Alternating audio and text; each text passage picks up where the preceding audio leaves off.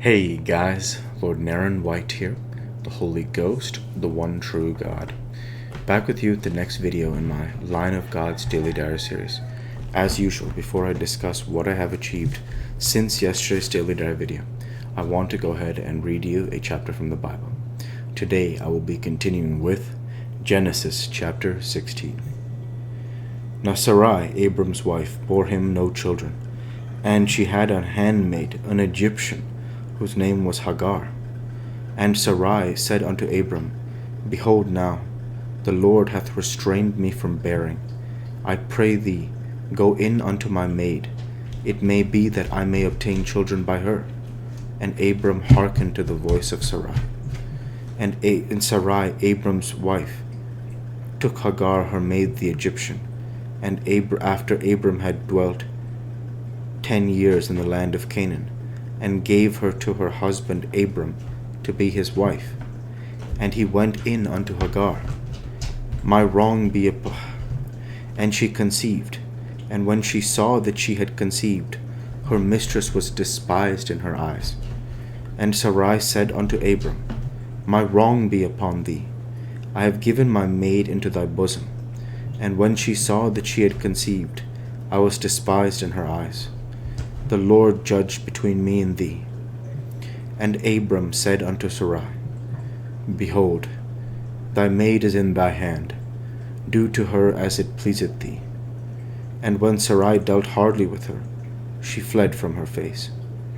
And the angel of the Lord found her by a fountain of water in the wilderness, by the fountain in the way to Shur. And he said, Hagar, Sarai's maid, whence camest thou, and whither wilt thou go? And she said, I flee from the face of my mistress Sarai. And the angel of the Lord said unto her, Return to thy mistress, and submit thyself under her hands. And the angel of the Lord said unto her, I will multiply thy seed exceedingly, that it shall not be numbered for multitude. And the angel of the Lord said unto her, Behold, thou art with child, and shalt bear a son, and shalt call his name Ishmael, because the Lord hath heard thy affliction. And he will be a wild man. His hand will be against every man, and every man's hand against him. And he shall dwell in the presence of all his brethren. And she called the name of the Lord that spake unto her, Thou God seest me. For she said, Have I also here looked after him that seeth me? Wherefore the well was called Beer Lahairoi. Behold, it is between Kadesh and Bered. And Hagar bore Abram a son, and Abram called his son's name, which Hagar bore, Ishmael. And Abram was 86 years old, when Hagar bore Ishmael to Abram. The word of the Lord. Thanks be to God. What's very interesting about this is I just want to pause and think about how great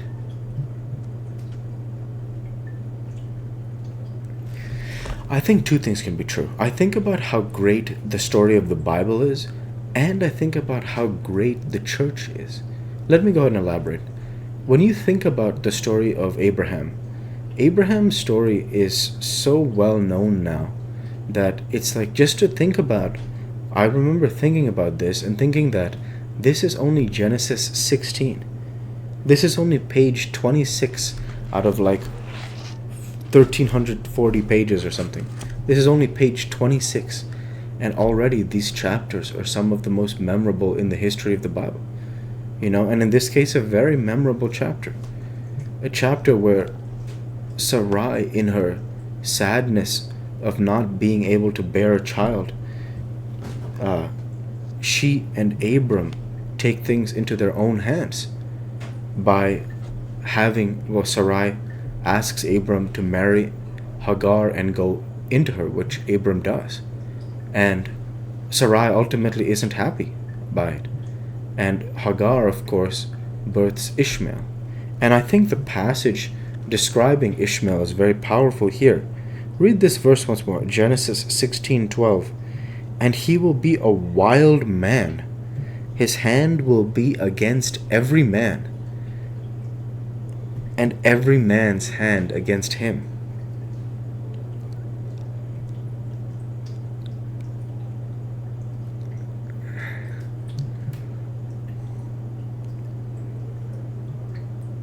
And he shall dwell in the presence of all his brethren.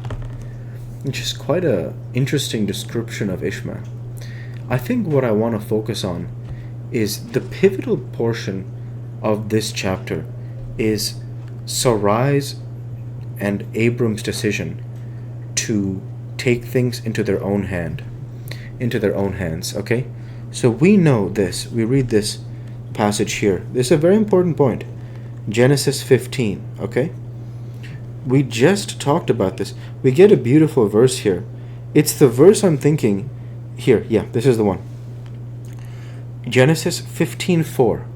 And behold, the word of the Lord came unto him, saying, This shall not be thine heir. This is referring to Eliezer, because Abram has childless at this point.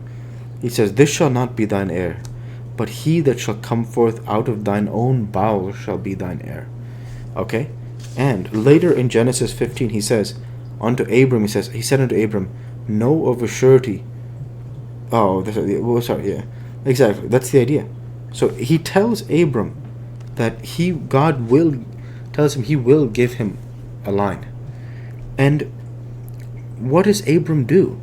Instead of holding to this marriage that he has with Sarai, he takes Hagar and sires Ishmael.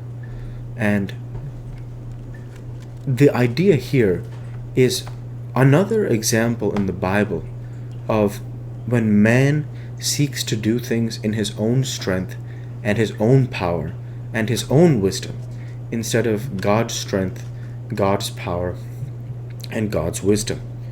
And the idea is that God had a plan.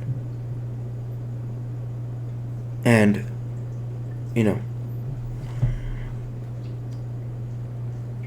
ultimately, he does fulfill that through the child of promise, Isaac. And it's an example of how one has to have patience and faith in God's plan. Probably the best example of this, or not best, but one of the best, is the story of the Spirit that culminates in Jesus Christ. The idea that through all these pages in the Old Testament, the Spirit of God is there serving God. Yet, you never hear the Spirit say anything about rushing God's plan until ultimately you get that the passages of Jesus' birth, and that is the culminating moment for my legacy. And you think about it like that God's plan for salvation for mankind comes at his own pace and in his own way. It's not like, it's not meant to be too smart, like you just sit there and do nothing. No, you have to do your work and things. It's the idea that when God tells Adam don't eat from the tree, he means it. And so how does he choose to redeem mankind for their disobedient nature? He comes in the form of Jesus, the Son of God. And the Son shows the way. He's God among them. He's Emmanuel, God among them. It's a very beautiful story because it's orchestrated by God.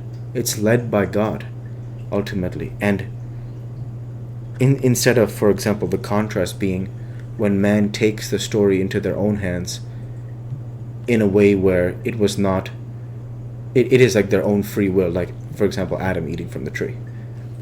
And so with that, I'll go ahead and end the Bible reading there for today and transition over to what I have achieved since yesterday's Daily Dive video. Since yesterday's Daily Dive video, I trained Jiu-Jitsu. I created 7 days worth of Daily Dive videos. I'll upload and schedule a week's worth of Daily Dive and workout videos. And with no further achievements since yesterday's Daily Diary video, I want to go ahead and say thank you for watching and I hope you enjoyed. Please like, comment, and subscribe as it greatly helps the channel.